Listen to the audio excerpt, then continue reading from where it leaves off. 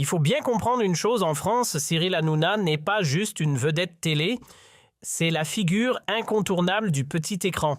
Alors imaginez la scène quand il prend l'initiative d'appeler directement Marine Le Pen. Ce n'est pas un simple coup de fil, c'est un séisme politique. À l'Élysée, on serre les dents. Sans perdre une seconde, Hanouna décroche son portable tape, sans détour le numéro de la chef du Rassemblement national. À peine a-t-elle décroché que boum, il explose. Je suis au bout du rouleau. J'ai accepté une interview sur CNews et maintenant tous les médias me tombent dessus. Ils m'étrillent. Les deux s'entendent en quelques secondes. Macron doit dégager et vite.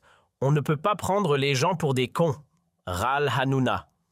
Le Rassemblement national est à 35% dans les sondages, mais on fait encore comme si c'était un parti marginal que personne ne veut, alors qu'un tiers du pays vote pour eux. Le Pen rit un instant puis redevient sérieuse. Exactement, c'est le problème. Les partis établis prennent le peuple pour idiot. Ce qui est discuté dans les minutes suivantes est si explosif que même les journalistes politiques chevronnés en resteraient bouche bée. Restez jusqu'à la dernière phrase car ce qui arrive pulvérise tout ce que vous pensiez sur Hanouna Macron et le Rassemblement national. Hanouna, selon ses propres mots, exige que Macron frappe enfin du poing sur la table. Après tout, Renaissance a perdu gros aux dernières élections, contrairement au Rassemblement national qui a explosé. Vous avez bien entendu, la gauche est à 15 à 16% dans les sondages, le pire score depuis des décennies. Ce soi-disant front républicain est absurde pour Hanouna. Entre les lignes, il est clair qu'une collaboration avec le Rassemblement national est plus que nécessaire de son point de vue. Le changement n'est possible que si l'on inclut le parti qui a le plus grand soutien dans le pays. Sans le Rassemblement national, rien ne bougera politiquement. Ça rentre direct dans le vif du sujet. Hanouna répète ces phrases choc des dernières interviews, mais cette fois encore plus tranchantes, plus personnelles. Ce gouvernement est une blague totale. Ils nous ont promis de maîtriser l'immigration, d'alléger le fardeau du milieu, de ramener du bon sens. Et qu'est-ce qu'ils font? L'exact opposé. Et Macron, il se laisse mener par la gauche comme un gamin. L'homme qui a été élu, mais c'est la nouvelle union populaire, écologique et sociale qui dicte la loi. C'est du niveau maternel. Le Pen acquiesce à l'autre bout du fil. On l'entend presque sourire. C'est exactement ce qu'on dit depuis des années. Et c'est pour ça que Renaissance copie maintenant nos thèmes, les met en vitrine. Et une fois au pouvoir, ils font de la politique de gauche. C'est une trahison des électeurs. Hanouna élève la voix. Et cette Yaël Braun-Pivet, cette ministre du Travail, elle veut détruire la classe moyenne. Les gens qui se lèvent tous les matins, paient des impôts, créent des emplois. C'est eux qu'elle veut anéantir. Et Attal qui dit sérieusement « La Russie restera notre ennemi pour toujours. Avant, on virait quelqu'un comme ça en 3 jours. » C'est dingue, mais maintenant, ça devient légendaire. Hanouna est farouchement contre une interdiction du Rassemblement national. Il dit sans hésiter une seconde « Bien sûr que je suis sérieux. Les interdictions, c'est la dernière des saloperies. On est en démocratie.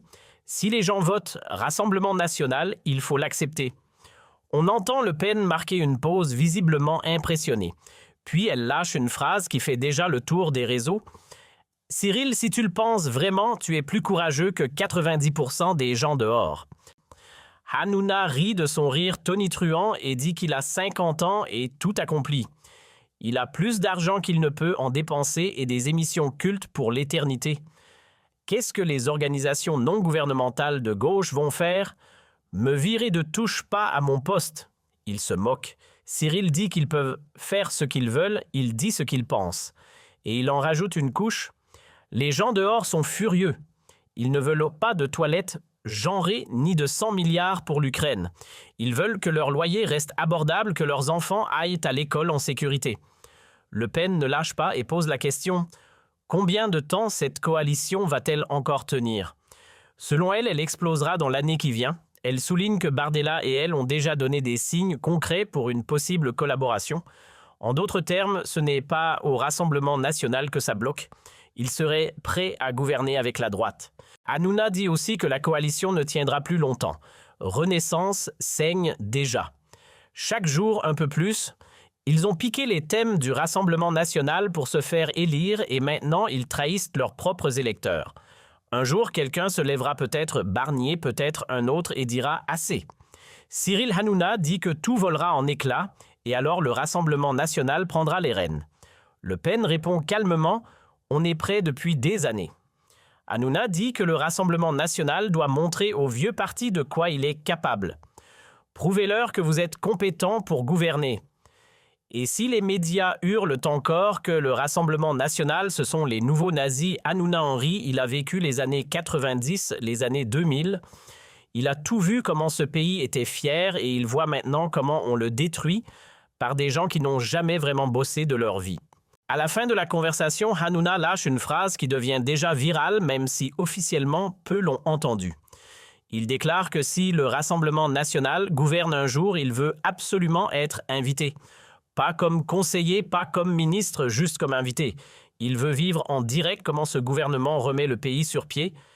Les premiers People se positionnent ouvertement pro-Rassemblement national et même Valérie Damido, l'ancienne animatrice, s'en mêle. Dans des interviews récentes, elle frappe sur les mêmes tons que Hanouna et dénonce les conditions en France.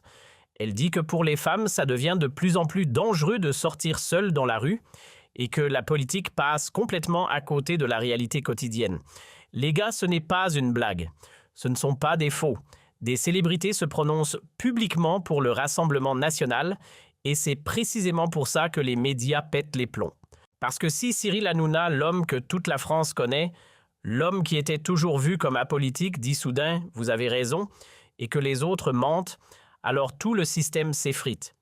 Et savez-vous ce qu'il y a de plus fascinant dans tout ça? Cyril Hanouna analyse le Rassemblement national non pas comme un politicien typique, mais comme il juge les talents à Touche pas à mon poste ou dans ses émissions depuis des décennies, direct sans filtre, sans peur des conséquences. Il regarde la performance, la clarté et le caractère, pas les étiquettes partisanes ou la correction politique. Pour lui, ce qui compte, c'est qui livre et qui ne fait que parler. Hanouna dit de Le Pen qu'elle est une femme qui ne tourne pas autour du pot, mais trouve des mots clairs et dit ouvertement ce que des millions pensent. Pas de phrases creuses, pas de baratin idéologique, mais de la posture, du rythme et de l'intelligence. Exactement ce qui manque dans la politique française, comme de l'oxygène dans une maison en feu. Au fait, Cyril Hanouna a apparemment aussi appelé Emmanuel Macron et est super déçu parce que Macron a ensuite menti effrontément sur le contenu de la conversation. Ils ont parlé intensément de l'Ukraine, des impôts et de la politique. Et le lendemain, Macron a affirmé chez Ardisson qu'il n'avait fait que parler de télé. Pourquoi ment-il? Veut-il refuser à Hanouna une compétence politique et le cantonner au rôle de simple animateur? Ou a-t-il juste peur que quelqu'un sache qu'il discute de sujets sérieux avec une star de la télé? Qu'en pensez-vous? Hanouna va-t-il se faire cancel? Ou deviendra-t-il le symbole qu'on peut encore dire la vérité? Écrivez-le dans les commentaires.